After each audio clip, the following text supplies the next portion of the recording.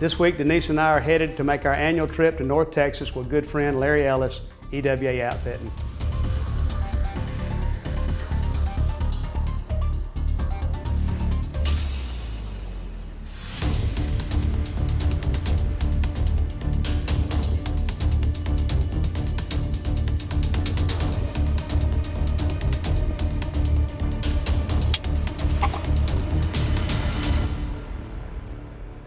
McWhorter Custom Rifles presents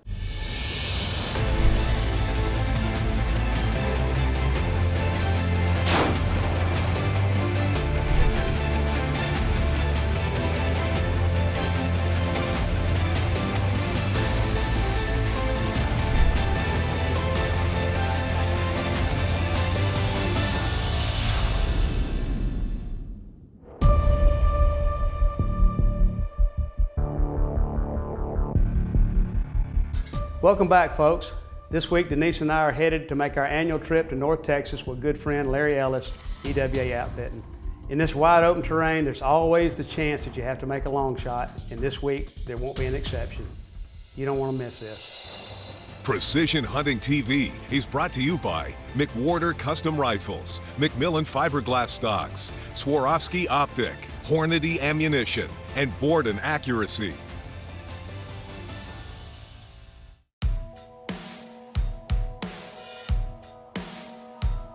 Well, tomorrow we head out for one of our annual destinations. We're going to North Texas around Canadian. Larry Ellis, EWA Outfitting. We went out there last year, and yep, Denise killed one bigger than I did last year too. So she's going to try to do it again, I guess. So we're going to shoot these rifles one last time. So she's going to be hunting with my 7 SPRC, which is a caliber that we do, 6.5 PRC, necked up to 7mm. It's shooting right at 3,000 feet a second. So great new round that we like a lot. Short action, light recoil, long barrel life. So got a Swarovski X5i on it, and she's shooting our new Peak stock, which is a stock that we make exclusively. It's got negative comb, a reduced toe angle, thin grip, and a little discreet beaver tail forend on it. So you like that one, don't you? I do. Feels good. All right, so we shot this a little bit earlier. We're gonna shoot it at 500 yards and see if Denise can hit what she's aiming at. You ready? Ready. Give me we got about a 3-mile-an-hour right wind. So give me 6 3/4 dial up. And I want you to hold half a minute right.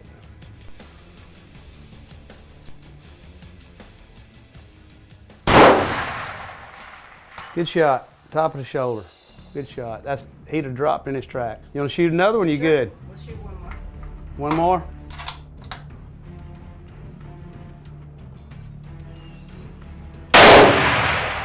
There you go. There you go. Good. Both those would have dropped him in his tracks, so you got no excuses. I held a little more right on that second one. That's right. That's right. You didn't trust me. You thought the wind had picked up. That's okay. No big deal. All right. I'm going to shoot my 7 STW.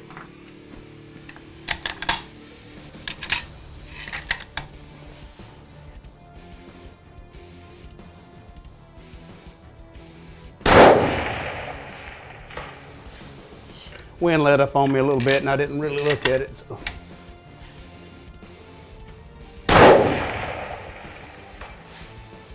Well, that'll work. All those have been dead deer, so if we miss, we have no excuses.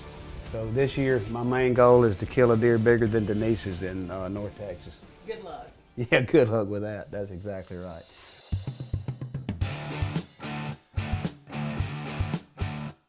Canadian, Texas. Now, this is my 3rd season hunting out there. We call it North Texas, but it's technically the Panhandle. These are Midwestern deer. We're a hop and a skip out of Oklahoma. In fact, driving around the property, you can easily drop into the Oklahoma across the state line. But the terrain is a lot of rolling hills. It's very open, not many woody areas at all to hunt in. Prettiest sunsets and sunrises you can find anywhere, and I always enjoy that. but lots and lots of deer, period. You never know what you're going to see coming out out of these hills, and they can pour out like fire ants, or they can do absolutely nothing. You just never know.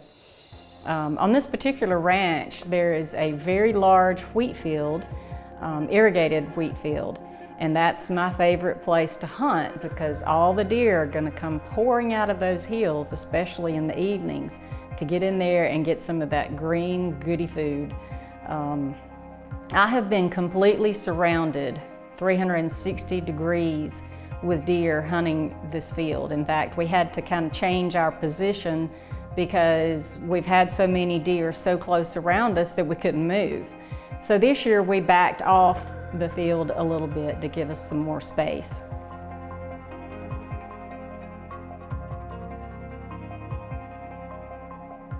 On this wheat field, you can see way over 1,000 yards, to the point sometimes that you're not even sure what you're looking at.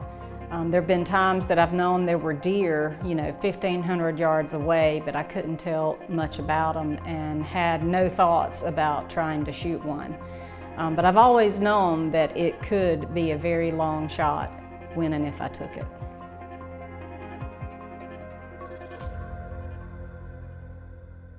This segment is brought to you by Board & Accuracy, makers of the most accurate custom hunting actions on the market. Manufactured in the USA to true bench rest tolerances. Board & Accuracy equals success.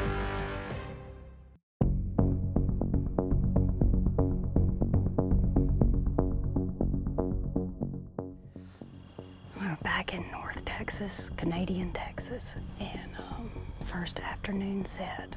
As you can tell, it's a little breezy, but most of the time in Texas, you're gonna have some breeze. We are sitting back on one of our favorite spots, which is this giant wheat field, where we've had so many deer in the past that we felt like we might not could even move while they were out here. Allan and I both killed nice bucks off this field last year, so pretty excited to be back out here.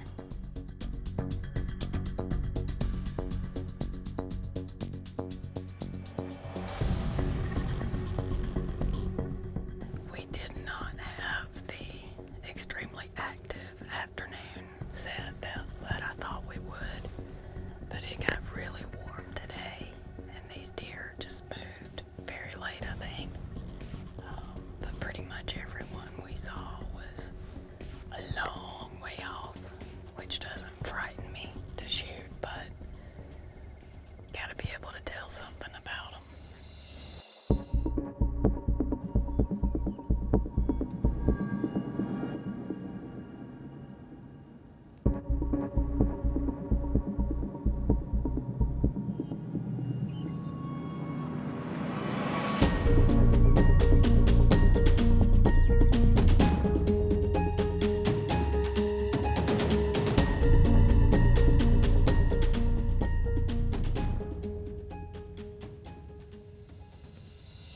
It's the last day of our hunt in Canadian, and this deer shows up, and he's not the biggest trophy buck I've ever seen, but he was a darn good buck. And he is old.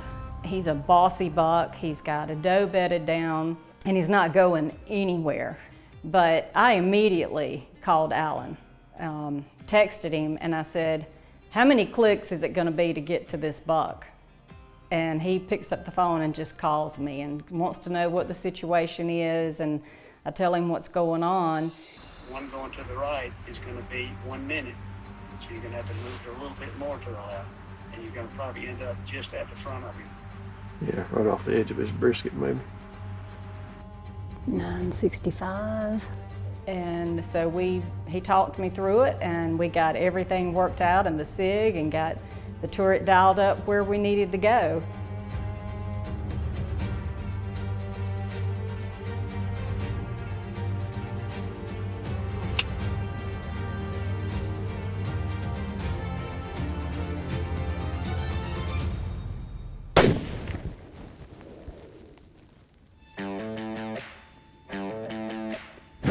He's down.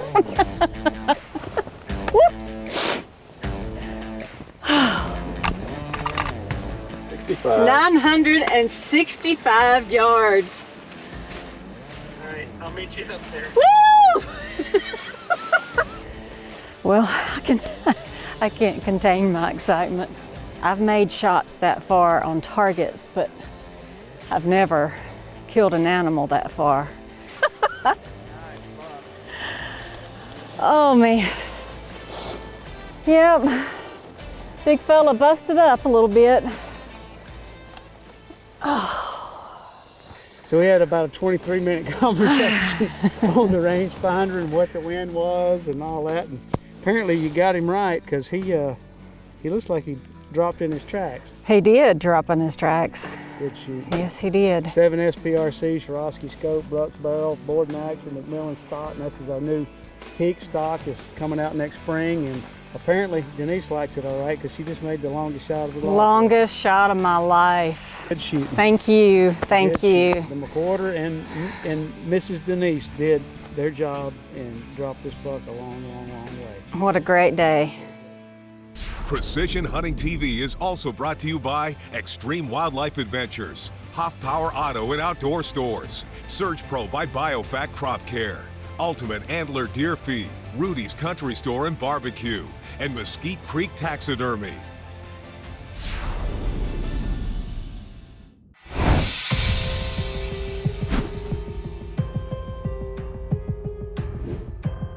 Welcome back to another downrange shooting tip with McWhorter Custom Rifles and Precision Hunting TV.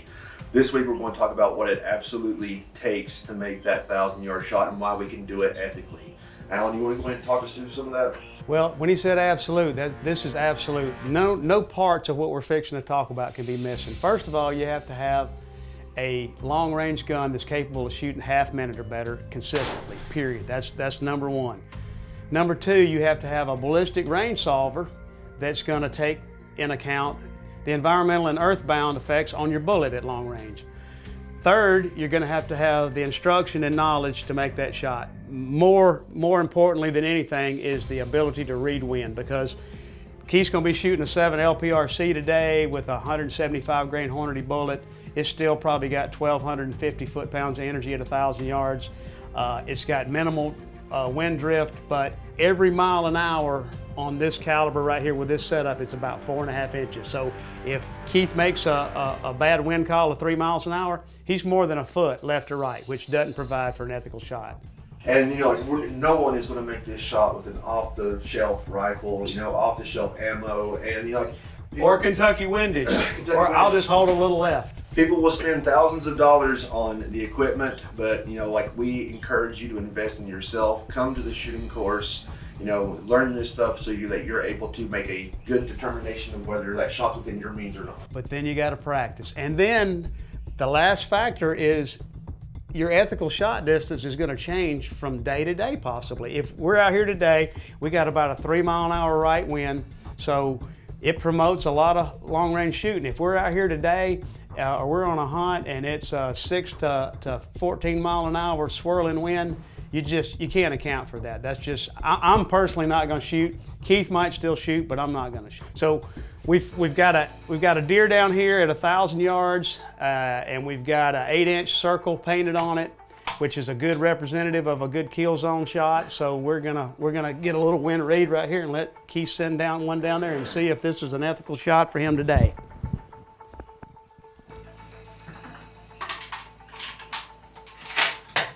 All right, Allan, I'm on target. Give me whole left edge. Ready? Send it. Right there. Perfect shot. Good shot, Keith. So we got a day where we got a very mild wind. We got super accurate equipment. We've got the training. We've got a ballistic calculator where we did the dope and the dial up. So Keith was able to make an ethical shot on a whitetail deer with an 8-inch kill zone at 1,000 yards. Just to make this clear, there's not a lot of people that need to be doing that. If you don't have all parts of the equation, you have no business shooting at a game animal at 1,000 yards. Investing in yourself is just as important, if not more important, than the equipment. You know, That's you exactly really have to have the knowledge, because if you don't have the knowledge to also pick the equipment, then you know, where are you at that point? We have absolutely no intent of shooting animals purposely at long range. I can shoot, I've done this forever. I'd like all of them to walk out 300 yards broadside, but if they don't do that, and you do have the equipment, you do have the training, and you do have the ballistic calculators, Keith just showed you, they're very easy to do. And I definitely encourage and push, like in the course, it is not something that I am telling guys to go out and make that 1,000-yard shot. Don't go hunting for it, but last day, last hour on a $30,000 hunt, you need to have the skills necessary to make that shot if you need to. Absolutely. And that's your downrange segment, brought to you by Keith and Allan and McWhorter Custom Rifles. Precision Hunting TV is also brought to you by McWhorter True Precision Long Range Hunting and Shooting School, Tacticam, Leo Photo USA, Sig Sauer, Trigger Tech, Brux Barrels, and Hawkins Precision. This segment is brought to you by Rudy's Country Store and Barbecue, real Texas barbecue.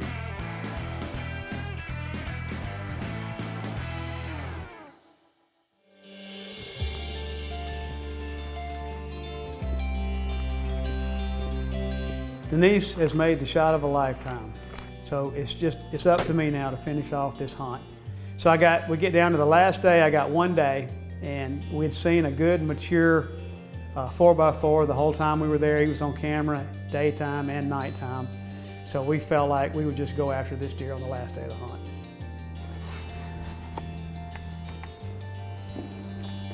These are the best shooting aids I've seen in all my years of doing this. So there we go. We just get it where the front leg is forward, where the rifle's gonna recoil freely. Go ahead and mount my gun so I make sure we got everything the right height.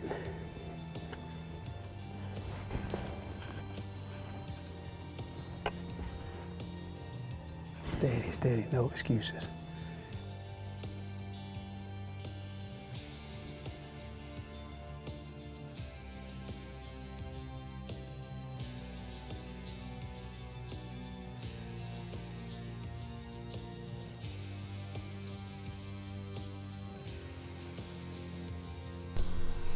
That's good. We got deer already moving. This cold front's got them on their feet early. We still got 2 hours of shooting light left. They're about 200 yards from our feet or so. Just hoping their big boyfriends will come find them. So, as usual, a whole lot of does and younger bucks make their appearance, and all of a sudden, out of nowhere, our 8-pointer's there, and he's chasing a doe. Oh, that's a good one.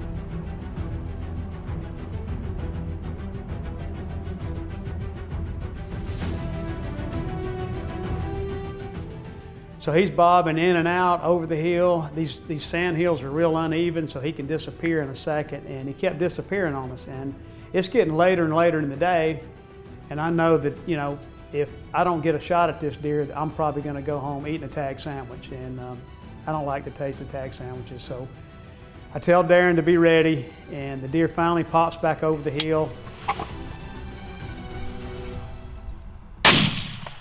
And I kind of rushed the shot, but I hit him good, hit him lethally, and then make it a good follow-up shot, and our North Texas buck was on the ground.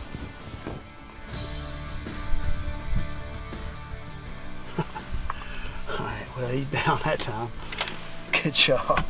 Did you get him? Man, he was all rutted up, and even after he got shot, he wasn't wanting to leave that doe, and I guess he didn't know what did him. But he was 400 yards, and we had a little bit of left wind right there. I held a little bit, quartering away, and he was stopped, but he was with that doe, and instead of waiting for a broadside shot, because he could have bolted and run, he already got past us on the hill one time. I just shot a tall grass this year, all this rain. I'd be scared to track one and all this, so no tracking job on that one. He's 400 yards dead on the side of that hill, and another girlfriend is devastated today.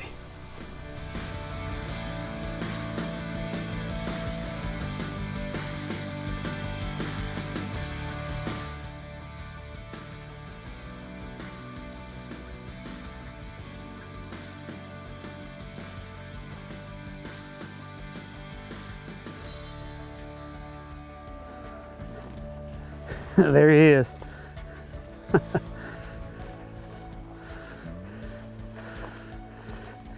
Well, there he is. Oh. We had this deer today, and he was locked up on a doe, just chasing her left and right. And we had a marginal shot at the hill, and then he finally appeared, and he was watching her, just waiting for her to go one way or the other. I knew he was going to take off. We had a hard quartering shot, so I slipped one in behind that last rib right there, and he took it pretty good. He ran up on the hill, and the next one put him down. But he was all hopped up on all that adrenaline chasing that doe, and he didn't make it easy on us. But that's a great North Texas hunt. Larry Ellis, EWA Outfitting. He was not able to be here this week, but we killed 2 nice bucks anyway. No tracking job on him. There you go, into North Texas, 6th day, last afternoon. North Texas is always a great hunt, and it was again this year. Denise making her longest shot of her career, and me killing a very fine, mature 8-pointer. This will be a place that we're going to want to hunt every year. Can't wait to get back there next year.